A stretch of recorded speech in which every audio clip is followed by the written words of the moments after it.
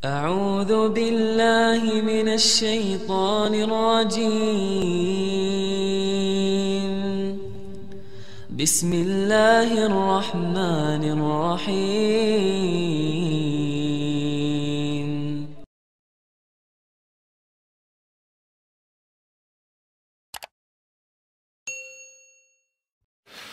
اللهم صل على سيدنا محمد وعلى آله وصحبه ومن تبعهم بإحسان إلى يوم الدين. سبحانك لا علم لنا إلا ما علمتنا إنك أنت العليم الحكيم.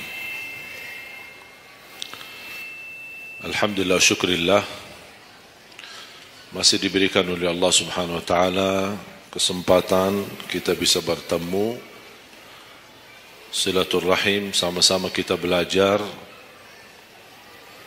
dan mempersiapkan diri untuk menyambut bulan suci Ramadan. Tidak terasa begitu berjalan waktu.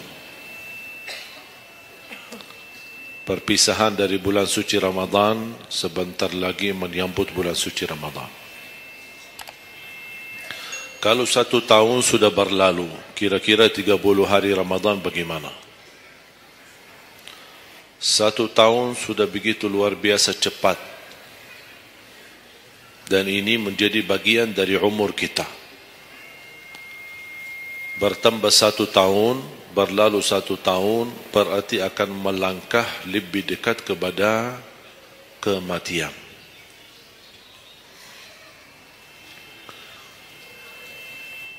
Sebenarnya bukan berapa usia kita, tapi apa isi usia kita.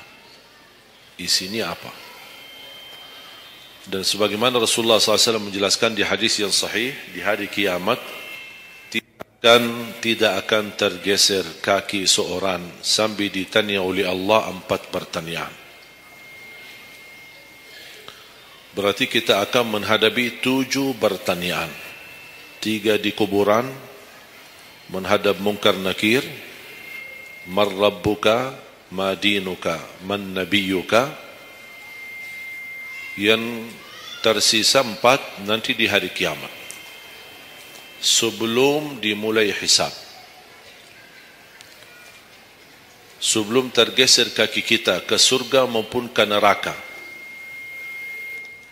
ditanya oleh Allah Subhanahu wa taala 4 pertanyaan. Yang pertama, lan tazula qadama 'abdin yaumal qiyamah hatta yus'ala an 4. Tidak akan tergeser kaki seorang di hari kiamat sampai ditanya oleh Allah Subhanahu wa taala 4 pertanyaan. Yang pertama, an umurihi fima afnah. Umurnya apa yang kamu lakukan? Allah tidak akan tanya berapa usiamu, tapi apa yang kamu isi dalam usiamu.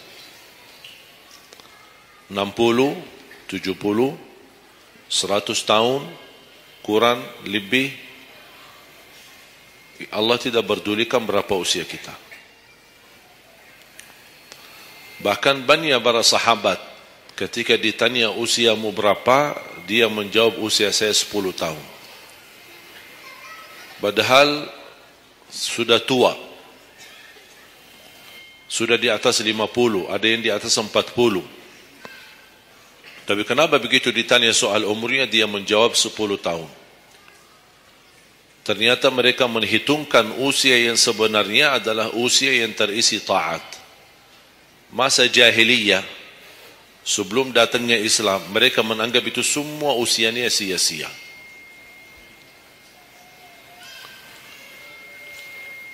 Berarti kalau ada orang muslim tidak salat sama sekali sampai usia 50 tahun, semua usianya sia-sia. Karena tidak ada ibadah satupun yang diterima kalau tidak pernah salat. Biarpun dia haji setiap tahun, puasa setiap Ramadan, dia bersedekah, berinfak setiap hari, tapi tidak pernah salat 5 waktu sama sekali, sia-sia amalannya. Karena pertama yang akan dihisab oleh Allah salatnya. Kalau salat itu beres, baru akan ditanya yang lain. Kalau salatnya tidak ada, Allah tidak perlu bertanya yang lain. Makanya saya selalu berkata, khususnya pada pemuda-pemudi, seberapapun dosamu, jangan tinggalkan salat. Sebesar apapun dosamu, jangan tinggalkan salat. Karena salat itu ibadah yang langsung menyambungkan kita sama Allah. Tali hubungan kita sama Allah. Kalau tali hubungan kita sama Allah terputus, tidak ada tali yang bisa sambung lagi. Dan selama anda menjaga salat, berarti masih ada harapan masuk dalam golongan yang akan diampuni Allah. Ada ampunan, ada harapan ampunan. Tapi kalau tidak salat, terus bagaimana Allah ampuni kalau tidak mau bertaubat? Banyak orang berkata, saya malu. Atau dia merasa ada bisikan di hatinya. Buat apa lo salat? Ngapain? Perilaku kamu aja tidak benar. Sama orang tua aja tidak benar. Dosamu tidak pernah henti-henti. Bercuma salat, tidak usah. Itu ingat bisikan syaitan. Karena syaitan ingin semuanya sekali-kali rusak.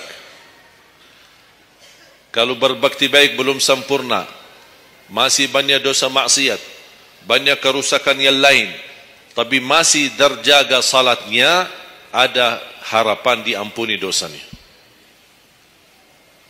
Jangan sampai syaitan berhasil menggoda kita sekalian tidak salat. Oh, sudah hancur.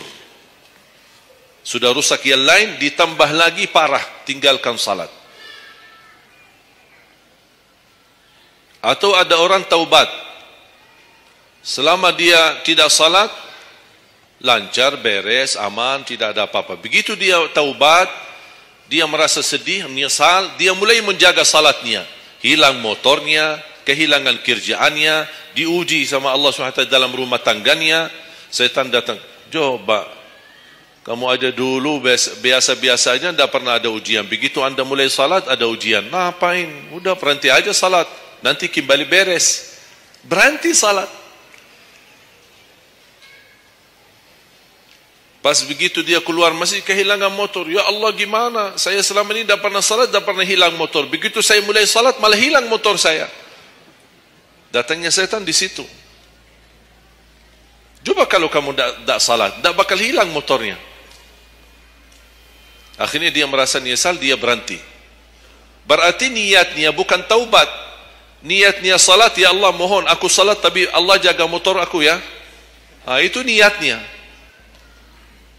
Bukan salat karena Allah, tapi salatnya karena terjaga motornya. Itu beda niat.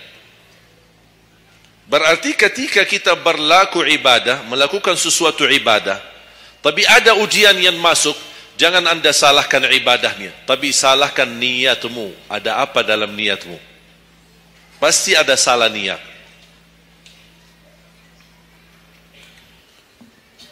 Dan itu inti daripada umur kita. Allah berikan 60 tahun. Kemarin saya hitungkan, kalau standar umur umatku kata Rasulullah kan 60 sampai 70. Itu kira-kira kurang lebih. Ada yang lebih tua, lebih panjang usianya, ada yang lebih muda. Tapi standar kata Rasulullah SAW, a'maru ummati baina 60 wa 70.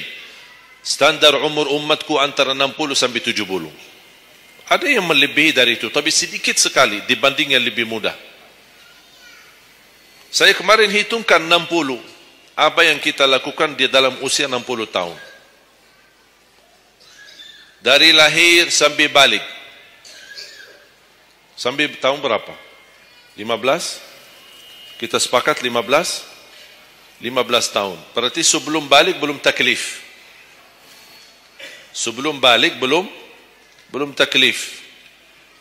Haji boleh tapi tidak wajib. Karena syarat haji harus balik. Syaratnya harus balik. Walaupun diperintahkan, dibiasakan untuk melaksanakan salat. Tapi anggaplah bedun taklif, belum ada taklif, belum ada kewajiban, berarti 15 tahun itu sia-sia. Dia potonglah dari 60. Berapa sisa? 45. Tidur sehari berapa jam? Hah? 8? Boleh kita sepakati angka 8? Ya, kita bicara standar. Katanya menurut kesehatan, tidur yang normal dan pas dan cukup adalah 8 jam. Anggaplah 8 jam tidur. Ada yang tidur 12 jam. Ada yang tidur bangun, salat tidur bangun, salat tidur bangun. Kalau hari libur, dia tidur, tak capek tidurnya. Begitu bangun, ya Allah begal badan saya, tidur lagi.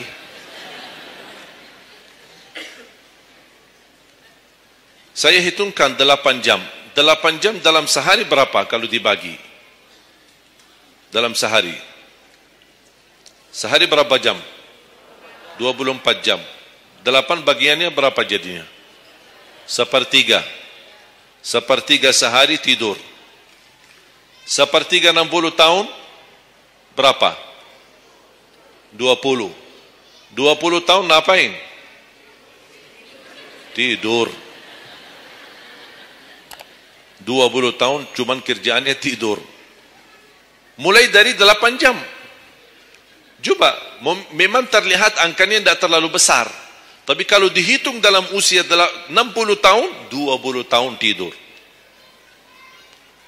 Ditambah 15 belum taklif, jadi 35. Tersisa berapa dari 60? 25. Cari nafkah dan rezeki. Kerjaan, standar kerja, jam kerja berapa jam? 8. Berarti 60 tahun berapa jam? Berapa tahun kita kerja? 20 tahun. 20 tahun cari menjadi kaya. Tapi 20 tahun masih stres. Tak jadi kaya-kaya. Masih bermasalah. Ditambah habis 20 tahun pensiun, tambah hutang. Belum lagi hutang sana sini. Sekarang semua serba hutang.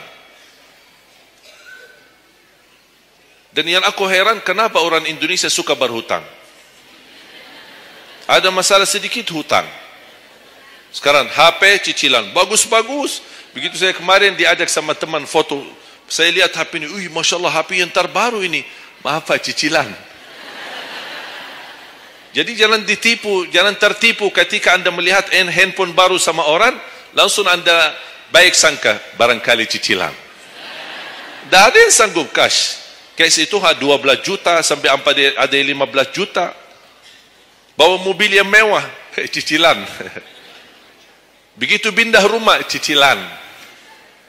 Jalan-jalan besok juga nikah, cicilan. Semua serba cicilan. Dan terpengaruhi dengan promo. Promo sana, ini, ada ini, non persen, non ini, apa, sini beli satu, dapat satu. Dan semua serba hutang. Tanpa kita sadar, tidak sadar, memang mudah kita awal-awalnya berhutang, tapi begitu sudah jatuh tagihannya, pusing. Memang hutang ini bikin aku stres. Ada orang minta sama saya amalan. Ada enggak amalannya supaya saya bisa mengatasi masalah hutang ini? Saya bilang mudah amalannya, jangan berhutang lagi. Mudah. Sudah selesai. Hutang itu di dalam Islam dibolehkan kalau sudah benar-benar keadaannya darurat. Sudah tidak ada solusi, tidak ada jalan, tidak ada yang bisa bantu, tidak ada yang bisa menolong. Akhirnya terpaksa, dan hati-hati dari riba. Jangan terpaksa nanti beralasan, ya Allah saya terpaksa menggunakan pinjaman bank tapi riba. Pinjam 100 juta, kembalikan 120 juta. Dosa besar. Masih lebih ringan dosa zina sama ibu daripada terima uang riba. Na'udzubillah min zalik.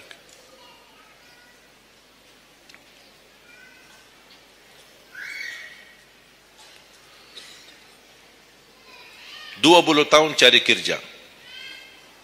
Tadi berapa yang tersisa? 25 kan?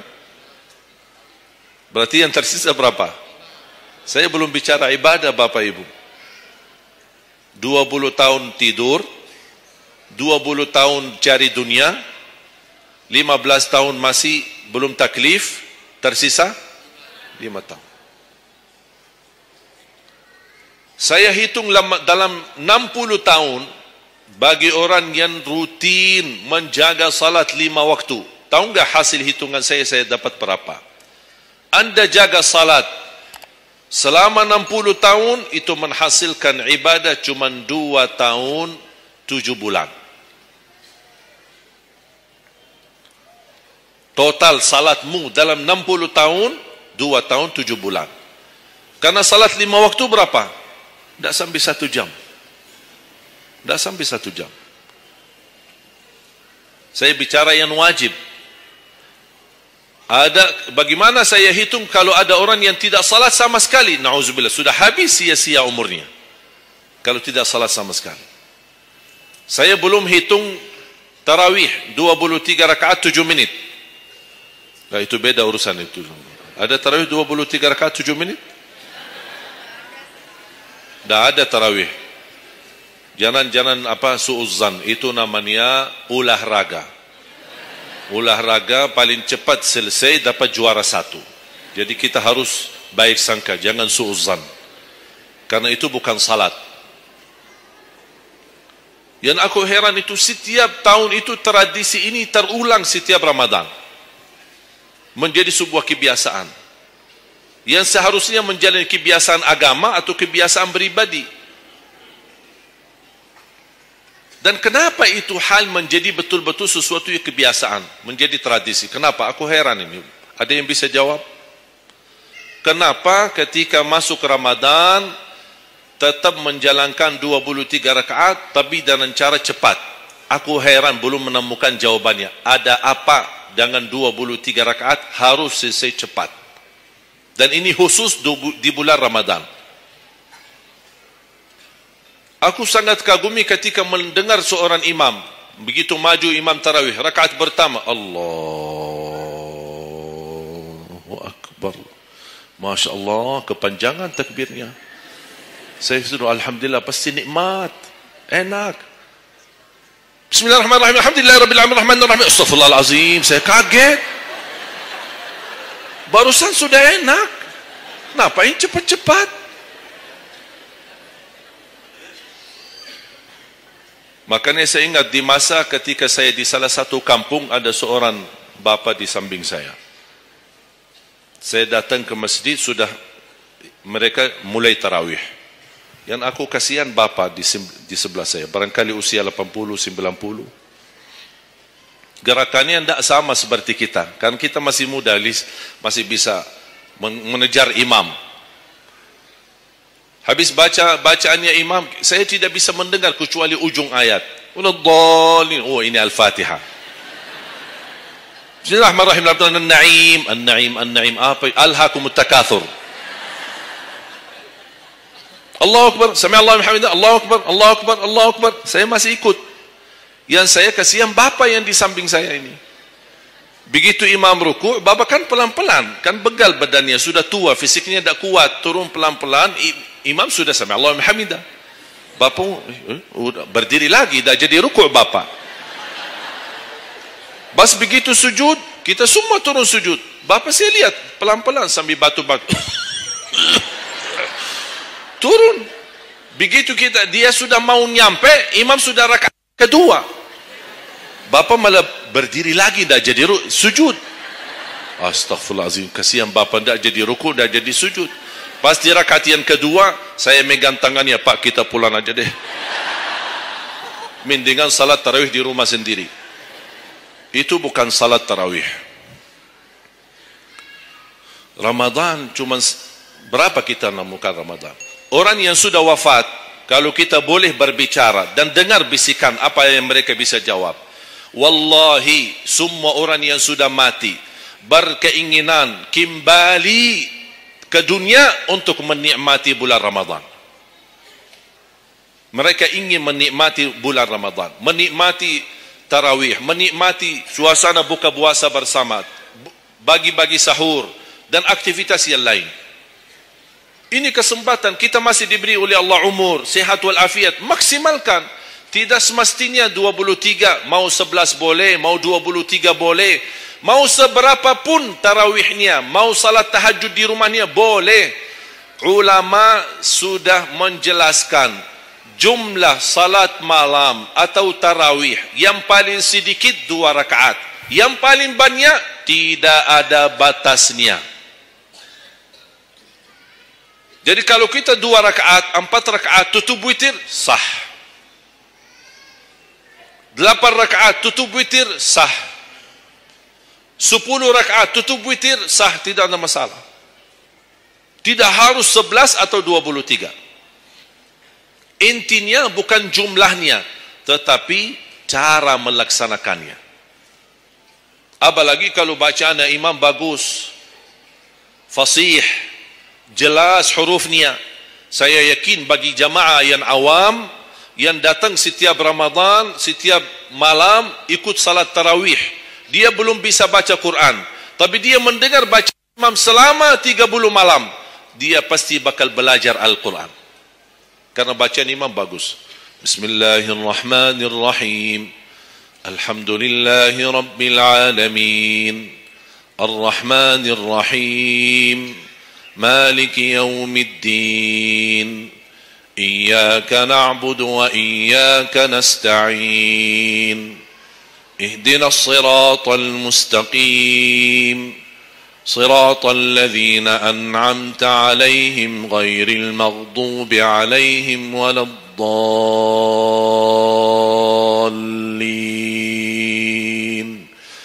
Amin. Kalau tidak dapat manfaat mengikuti salat tarawih di belakang imam yang bacaannya fasih selama 30 hari, anda cuma dapat benarkan bacaan Al-Fatihah, wallahi nikmat. Syukur. Selama 30 malam anda cuma dapat membenarkan bacaan Fatihahmu, sudah luar biasa. Tidak usah bicara ayat yang lain, hanya Al-Fatihah saja. Kenapa? Tidak sah salat kita tanpa Al-Fatihah. Kata Imam Nawawi, di dalam suratul Fatihah ada 14 tasdid. Ada 14 tasdid, hurufnya yang ditekan. Ada 14. Tertinggal 1, batal salatnya. Dan Imam Nawawi berikut mazhab Syafi'i. Makanya jamaah sekalian, wajib hukumnya belajar Al-Fatihah, bukan sunnah. Wajib hukumnya belajar surat Al-Fatihah. Perbaiki, benarkan bacaanmu. Karena tergantung Fatihahnya itu salatnya sah atau tidak. Itu tergantung Al-Fatihah. Makanya saya harap mulai dari hari ini anda semua bersungguh-sungguh belajar suratul Fatihah. Jangan anda targetnya mau hafal 30 juz. 30 juz anda hafal, tapi tidak benar suratul Fatihah, sia-sia. Tidak ada manfaat. Karena anda baca suratul Fatihah, tidak baca ayat yang lain sama sekali, masih tetap sah salatnya. Karena suratul Fatihah tidak bisa diganti. Kalau anda lupa baca selain suratul Fatihah, ada istilah lupa salah satu kewajiban bisa diganti dengan sujud sahwi. Misal, rakaat pertama baca Al-Fatihah, itu rukun. Lanjut baca ayat pendek.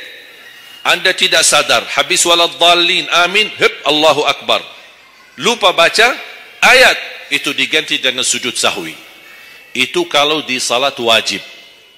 Tapi kalau di salat sunnah, tidak ada wajib atau rukun selain suratul Fatihah.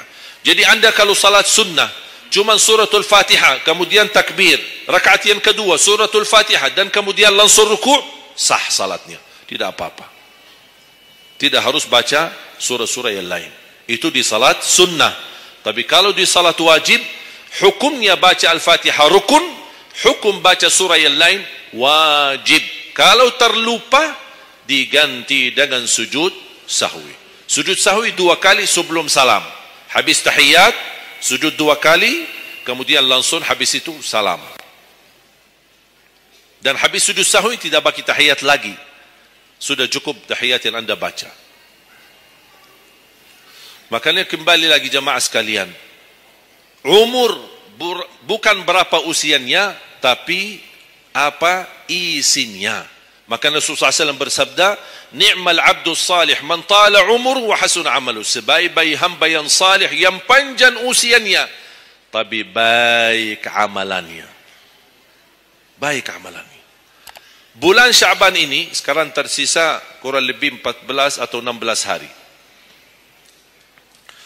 Rasulullah SAW punya kebiasaan puasa Syaban full. Sampai kata Siti Aisyah, tidak pernah aku melihat Rasulullah puasa 1 bulan penuh selain bulan Ramadan sebagaimana di bulan Syaban. Penuhnya Rasulullah SAW. Bukan nisfu. Setiap datangnya Syaban ditanya nisfunya. Mana nisfu Syaban? Nisfu. Full Syaban. Puasa saja. Di awal boleh, di tengahan boleh, di akhir boleh. Yang tidak boleh, yang tidak pernah puasa Syaban, pas begitu berakhir, mau mendekati Ramadan, seminggu terakhir atau 10 hari terakhir, itu ada sebagian ulama berkata makruh. Kalau sudah 2 hari terakhir bulan Syaban, anda tidak pernah ada puasa sebelumnya, itu dianggap oleh ulama haram. Apalagi kalau sudah jatuhnya di hari keraguan, hari ragu-ragu, kemungkinan ini bisa hari terakhir, kemungkinan bisa masuk Ramadan, isbat Ramadan. Termasuk ibu-ibu dan jamaah sekalian yang masih punya hutang, segera lunasi hutangnya. Jangan begitu sudah mendekat puasa, anda punya hutang 7 hari, tersisa bulan Ramadan 5 hari. Apa? Aku punya hutang 7 hari, sedangkan yang tersisa bulan Ramadan itu tinggal 5 hari lagi mau masuk Ramadan. Aduh, 1 tahun tidak pernah tanya. Begitu sudah mepet baru cari jawabannya. Itu karena hukuman nanti. Tetap diganti puasa yang dari tahun yang lalu. Tetap bayar hutangnya dan kena denda setiap hari kena fidyah. Jadi seandainya anda masih punya hutang dan masuk Ramadan, anda belum lunasi, tetap hutang itu terbawa nanti. Pas habis Ramadan, anda punya kewajiban bayar hutang. Tapi karena anda tunda, mundurkan sampai masuk Ramadan, anda punya kena denda. Ditambah lagi, bukan hanya bayar dengan puasa ganti puasa, tapi ada lagi namanya fidyah. 1 hari 1 orang miskin. Diberikan kecukupan makanan. Makanya kembali lagi, yang punya hutang segera lunasi hutangnya. Masih ada kurang lebih 15 atau 16 hari. Jangan sia-siakan umurmu. Yang kedua, pertanyaan Allah Subhanahu wa taala, wa an syababihi fima ablah. Usia mudahmu, apa yang kamu berjuangkan? Apa yang kamu lakukan? Pertanyaan saya kepada jamaah, usia muda apakah bukan usia dari umur?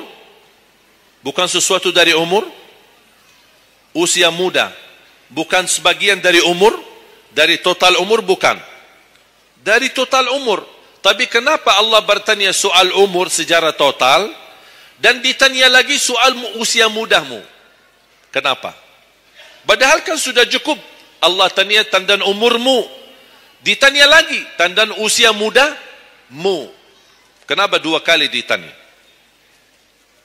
Allah tidak mencukupi dengan pertanyaan umur, total umur kita, tapi Allah menambahkan lagi, itu menjadi beban bagi seorang pemuda. Allah bukan akan tanya total usia umurmu, tapi akan Allah tambah lagi pertanyaannya, apa yang kamu lakukan di usia mudahmu? Usia muda itu menurut saya sangat sensitif. Anak muda yang taat, istiqamah di sisi Allah lebih baik daripada yang tua yang taat. Sekali lagi, dan yang tua-tua jangan tersinggung ya. Yang muda yang taat, istiqamah di sisi Allah lebih mulia daripada yang tua yang taat. Sama-sama taat, tapi kenapa yang muda lebih mulia? Karena godaannya lebih besar. Kalau yang tua, apa yang mau digoda? Habis sudah. Tak ada fisik, tak ada tenaga, tak ada apa. Kalau yang muda, banyak godaannya. Pandangan matanya, telinganya, hawa nafsunya, sahwatnya, fitnah sana sini.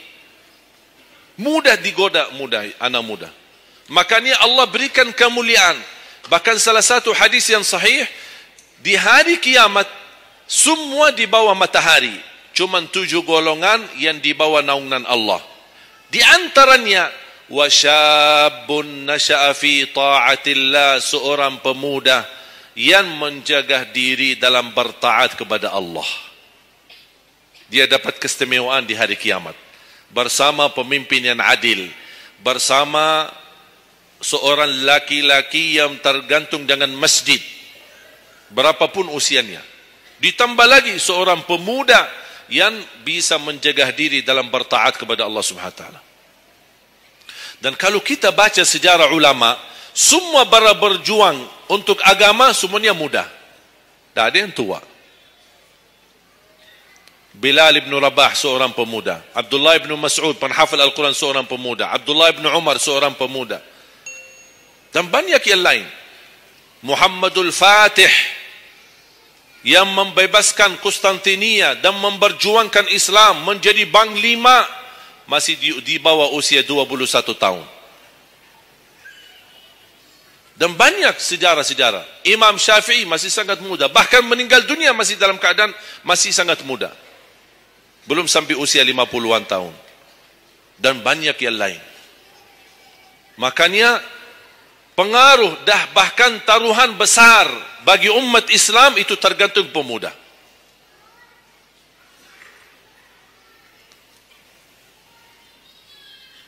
Kalau pemuda yang suka memakmurkan masjid, mencintai Al-Quran, dan dia bisa menjaga diri, dan dia bisa berbakti baik sama orang tuanya, dan selalu menjadikan target utama ridha Allah, wallahi Indonesia makmur. Kalau pemudanya jauh dari masjid, sibuk hanya bacaran, dan dia meninggalkan salatnya, jauh dari hal-hal yang baik, justru dia jatuh dalam narkoba, dan berkali macam-macam dosa dan maksiat, hancurlah negeri Indonesia. Indonesia tergantung pemuda. Maaf, bukan tergantung para tua. Tergantung pemuda. Makanya saya bahagia sekali ketika kemarin tanggal 17 April, saya bahagia sekali ketika melihat semua pemuda-pemuda ikut nyoblos di TPS. Walaupun kita belum lihat hasilnya, tapi sabar. Sabar. Ini ujian. Jangan ada orang terlalu muda diadu domba. Sabar. Apapun keputusannya kita tunggu. Keputusan yang resmi dari KPU.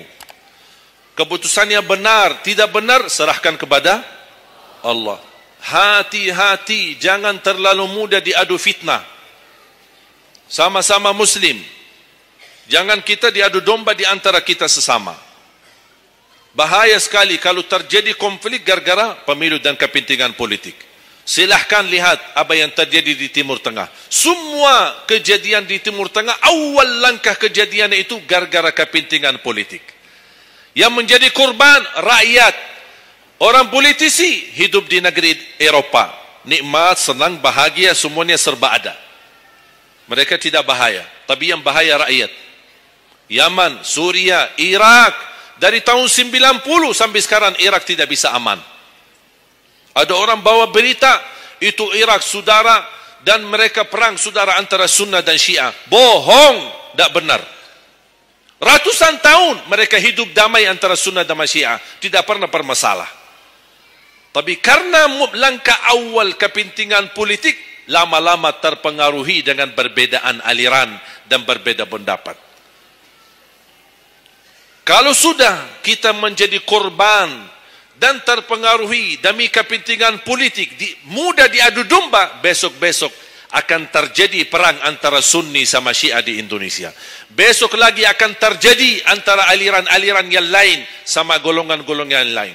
Bisa terjadi perpecahan belah. Itu yang diinginkan oleh musuh Islam. Jangan diberikan kesempatan.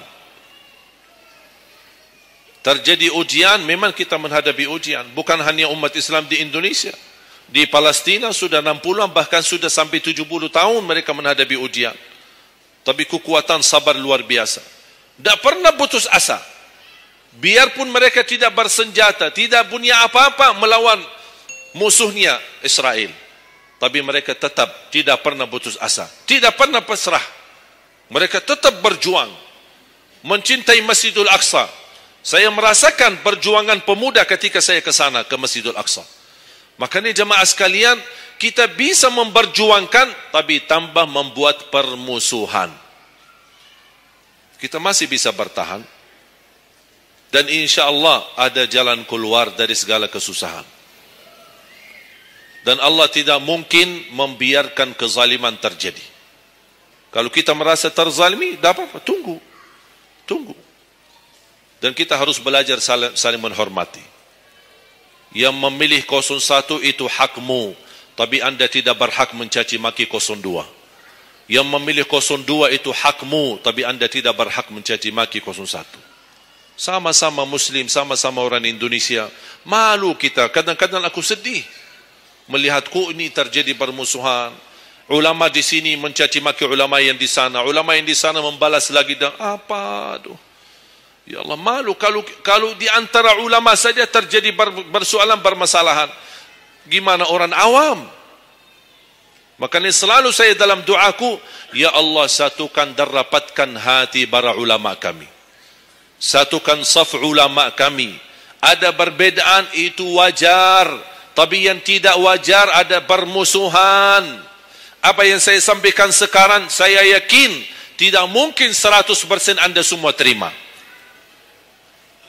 Dia harus belajar. Tidak boleh saya maksa anda semua ikut pendapatku. Aku hanya menyampaikan, anda bisa dengar, anda bisa ikuti, anda bisa tolak. Itu hakmu menerima atau menolak. Tak ada orang berhak untuk memaksakan kita.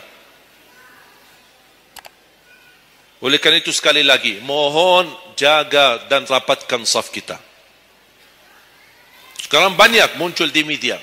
Ini semua tujuannya berkeinginan menado domba di antara kita. Sekarang akhirnya yang gagal, yang rusak siapa? Negeri kita. Yang kurban, rakyat kita. Orang politisi, tak apa-apa. Mereka kan berduit. Duitnya banyak. Fasilitasnya banyak. Bisa dia hidup keluar negeri dimanapun. Dia baca keluarganya, sudah. Biar rakyat jadi korban. Jangan kita mau dijadikan kambing hitam. Siap? Bisa jaga?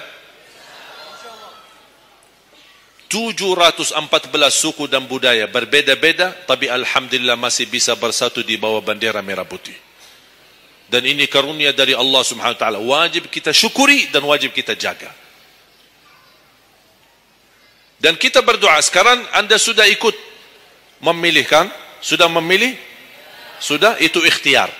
Anda sudah selesaikan tugasmu. Sekarang apa yang harus kita lakukan?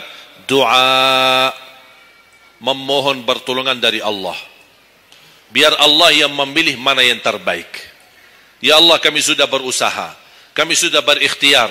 Pimpinlah kami, anugerahkanlah kepada kami pemimpin yang takwa, yang adil, yang amanah, yang mencintai agamamu, yang mencintai ulama, yang bisa melayani rakyat dengan ikhlas. Itu doa kita. Kalau boleh setiap tahajud, setiap sujud, habis duha, habis salat wajib, terus doa seperti itu.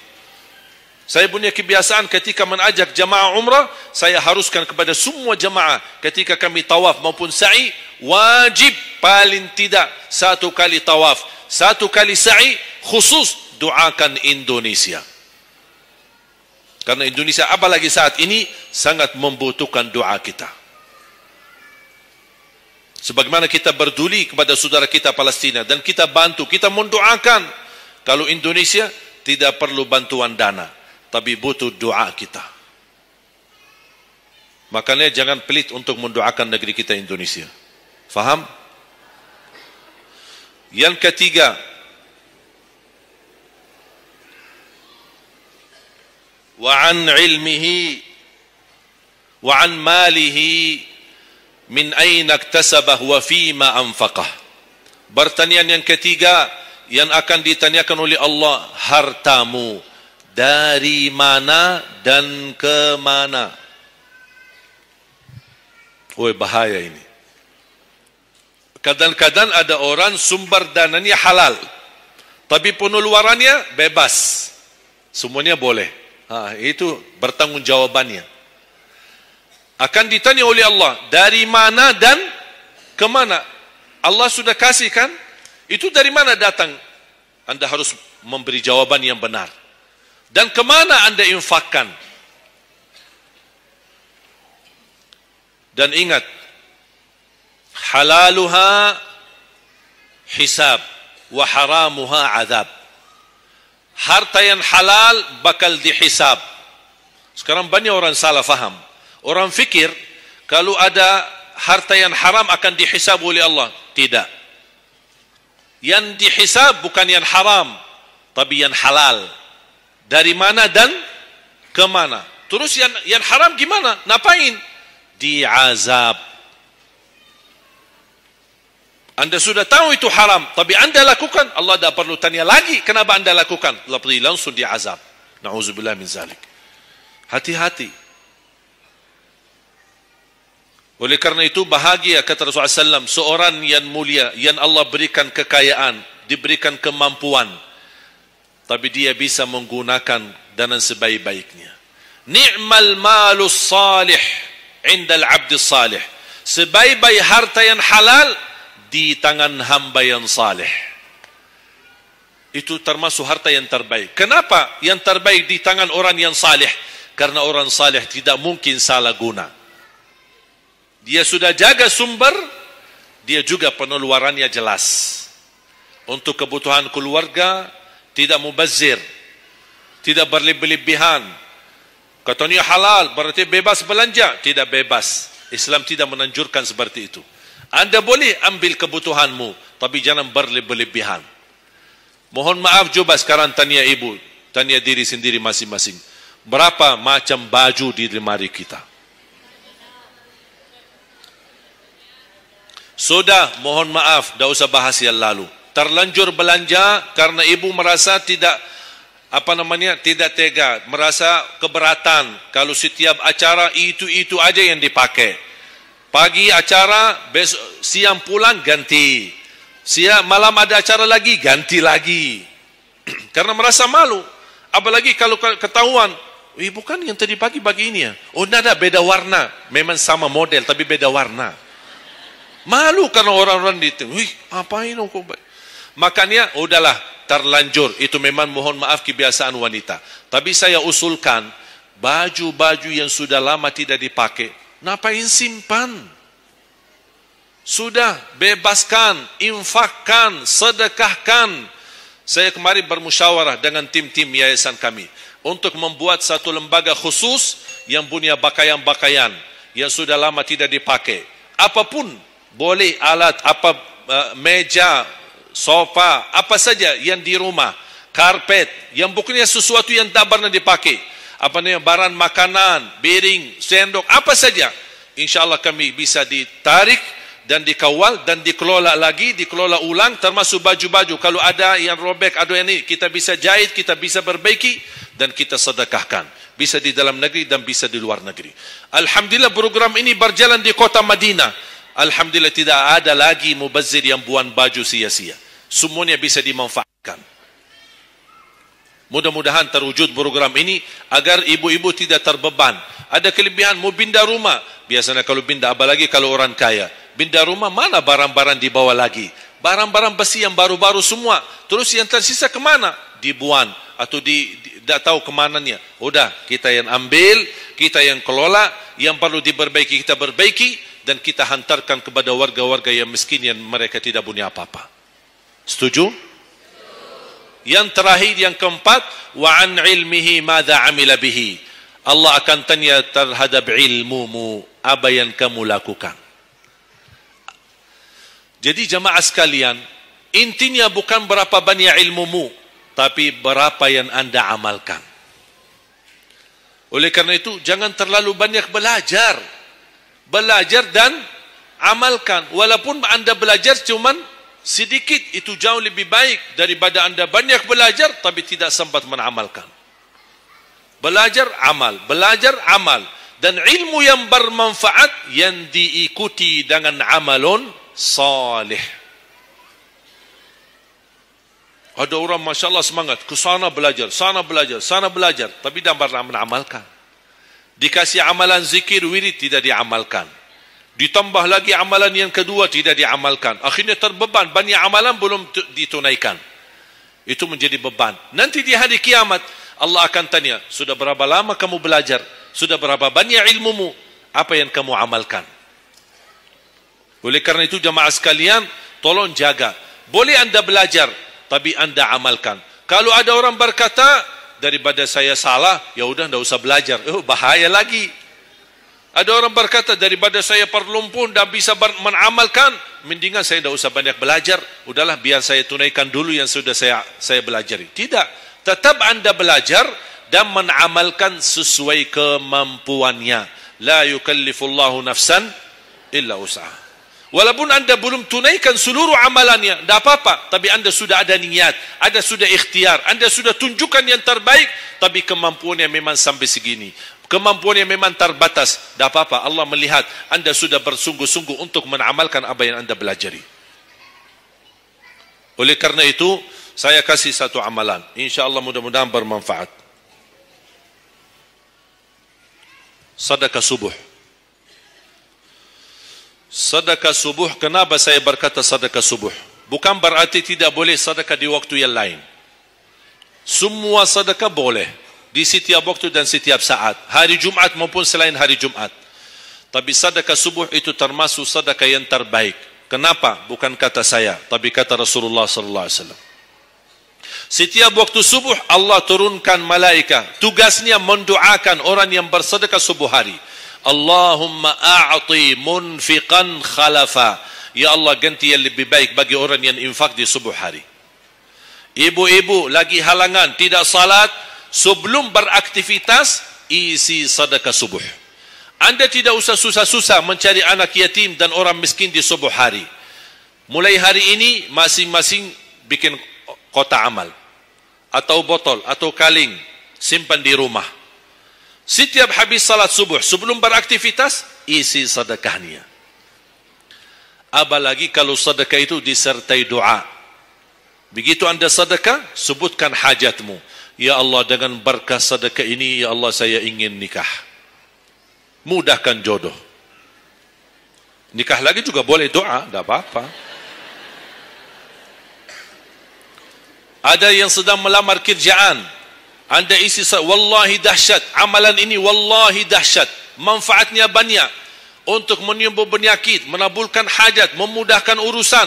Dan tidak pernah saya sampaikan amalan ini, semua alhamdulillah berhasil mendapatkan hajatnya. Begitu anda isi, doa. Ya Allah, dengan berkah sedekah ini, mudahkan lamaran kerjaan saya. Ya Allah, dengan berkah sedekah ini, mohon titipkan pahalanya untuk kedua orang tua saya. Kalau ada yang merasa dirinya suka marah, suka emosi, ya Allah, dengan berkah sedekah ini tenangkan hati dan jiwa saya agar tidak emosi lagi. Ya Allah, dengan berkah sedekah ini karuniai kepada aku anak penghafal Al-Quran. Bu, jemaah sekalian, saya berkeluarga 12 bersaudara, timnas. Dan kami memang sudah disusun satu lusin 12 ini mempersiapkan. Kalau timnas kita belum mampu membawa juara, insyaAllah kami sekeluarga siap mengganti timnas. Alhamdulillah dari saudara saya 12 ini 10 penghafal Al-Quran. Tapi orang tua saya awam. Percaya enggak? Orang tua saya bukan ulama, bukan kiai, bukan ustaz. Ayah saya belajar kelas 3 SD. Ibu saya tidak pernah masuk sekolah sama sekali. Sampai usia 40 tahun masih buta huruf, tidak bisa baca Quran. Tapi Allah berikan karunia keturunan penghafal Al-Quran. Berkat apa? Salat mereka dan sedekah mereka, termasuk doa. Itu perjuangan mereka. Alhamdulillah sekarang ayah saya, ibu saya penghafal Al-Quran, yang jadi gurunya anaknya sendiri. Sekarang di Indonesia saya bawa 5 adik saya. dan ditugaskan menjadi imam tarawih. Saya bawa mereka pindah dari Arab kemari. Ada 5. Yang perempuan sudah dinikahkan sama orang Indonesia, orang Jakarta. Dan saya dorong adik saya yang perempuan untuk menghafalkan suaminya biar jadi penghafal Quran. Yang 4 laki-laki, ada yang 2 bawa istrinya masing-masing dari Arab, yang 2 lagi saya nikahkan di Indonesia sama orang Indonesia. Ada 1 sama orang Sunda, 1 sama orang Lombok. Jangan khawatir Bu, masih ada lagi. Bahkan saya dorong adik-adik saya semua wajib nikah 4. Masing-masing 4 istri. Kenapa? Supaya banyak keturunan. Kalau bisa setiap 1 istri 12, 1 lusin. Masya Allah, luar biasa. Mengapa? Karena kita punya perjuangan yang masih panjang. Cita-cita saya mencetak 1 juta penghafal Al-Quran di Indonesia.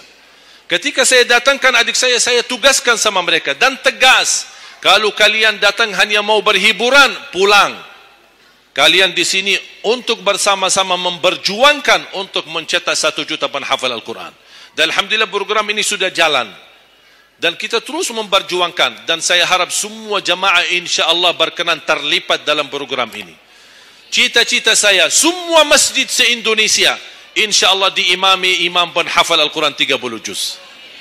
Bahkan lebih hebat lagi cita-cita saya. Insya-Allah saya yakin akan terjadi. InsyaAllah di demikian hari, di waktu yang Allah insyaAllah tentukan, insyaAllah presiden kita penghafal Al-Quran. Coba, ya Allah, rasanya enak. Langsung diumumkan di Masjid Istiqlal, khatib dan imam salat Idul Fitri, penghafal Al-Quran 30 juz, Presiden Republik Indonesia. Oh, mantap. Imam salat Idul Adha, presiden kita. Salat Jumat, khatib dan imam, presiden kita. Tidak perlu ganti imam. Sudah tidak perlu ganti imam, subhanallah. Luar biasa.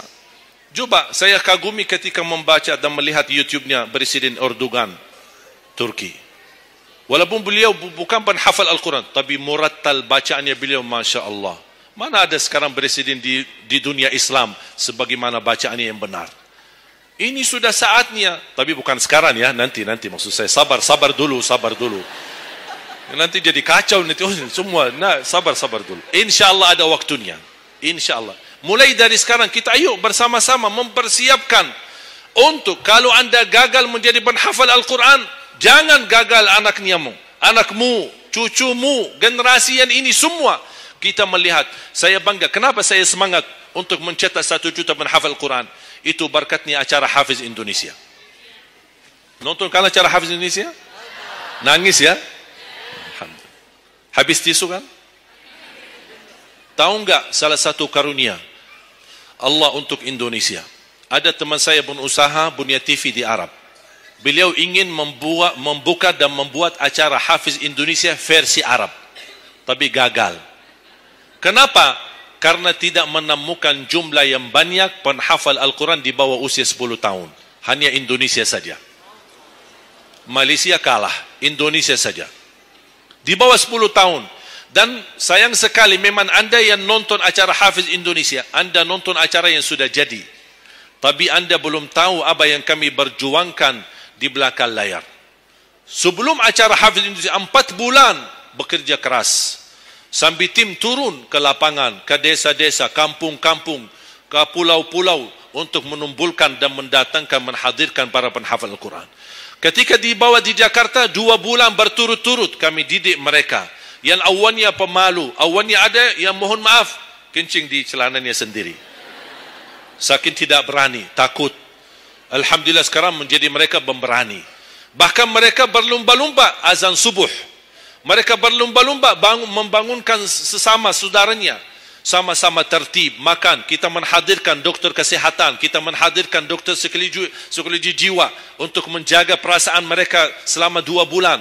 Didampingi kadang-kadang ibu mereka, didampingi kadang-kadang ayah-ayah mereka. Dan semua rata-rata sepakat orang tua mereka, tidak pernah kami merasakan bangga memiliki anak sebagaimana kami melihat perjuangan di Hafiz Indonesia. Dan Alhamdulillah begitu selesai acara Hafiz Indonesia, kami tidak tinggalkan mereka. kami terus kawal, kami terus pimpin. Dan alhamdulillah mereka di kampung masing-masing sudah membangun rumah tahfiz. Ada yang membangun pesantren untuk mencetak dan melahirkan jumlah yang banyak penghafal Al-Quran. Dan ini perjuangan luar biasa. Tidak mudah. Berapa biaya yang dikeluarkan. Dan mohon maaf, belum ada sponsor yang bisa mensponsori kita dan membayar full untuk kita.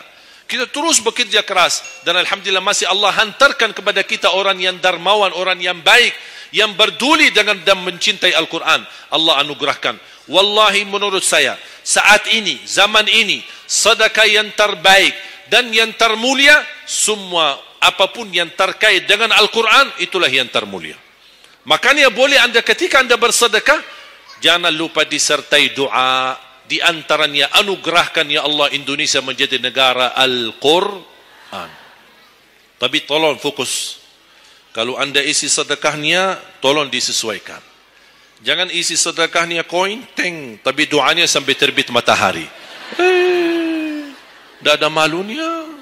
Kata Allah, koin-koin aja sedekahnya, doanya dah habis-habis. Hajatnya panjang, lebar. Malu kita.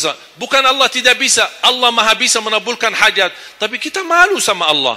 Kok cuma bikin teng, ya Allah, ya Allah, ya Allah, panjang. Fokus. Kalau usulan saya, satu sedekah, satu hajat. Satu sedekah, satu hajat. Dan insyaAllah akan anda melihat manfaatnya. Mudah-mudahan semua yang hadir, insyaAllah menjadi keluarga besar 1 juta penghafal Al-Quran. 1 juta mencetak penghafal Al-Quran. 1 juta keluarga Al-Quran yang insyaAllah akan membangun generasi baru yang membawa Indonesia menjadi baldatun tayyibatun wa rabbun ghafur, dan di masa yang akan datang insyaAllah Indonesia menjadi lebih baik. Amin ya rabbal alamin. Barakallahu fikum. Terima kasih, semoga bermanfaat. Kurang lebihnya mohon maaf. Mungkin ada panitia ingin menyampaikan selanjutnya. Wallahu a'lam. Subhanakallahumma bihamdik, asyhadu an la ilaha illa anta, astaghfiruka wa atubu ilaik. Wassalamu alaikum warahmatullahi wabarakatuh.